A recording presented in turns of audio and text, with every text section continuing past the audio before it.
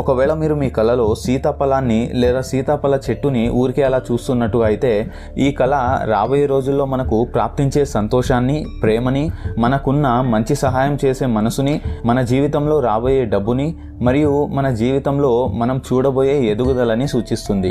కానీ మనం సీతాఫలాన్ని ఏ సందర్భంలో చూసాము అనే దాన్ని బట్టి అర్థాలు కూడా మారుతూ ఉంటాయి.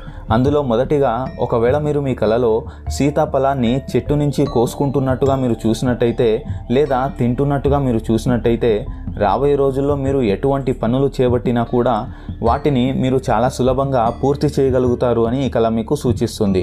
ఒకవేళ మీరు ఎవరితోనైనా కలిసి సీతాఫలాన్ని చెట్టు నుంచి కోసుకుంటున్నట్టుగా లేదా కలిసి తింటున్నట్టుగా మీరు చూసినట్టయితే రాబోయే రోజుల్లో మీరు చేసే పనులని వేరే వాళ్ళతో కలిసి లేదా వేరే వాళ్ళ సహాయంతో విజయవంతంగా పూర్తి చేస్తారని ఈ కళ మీకు సూచిస్తుంది.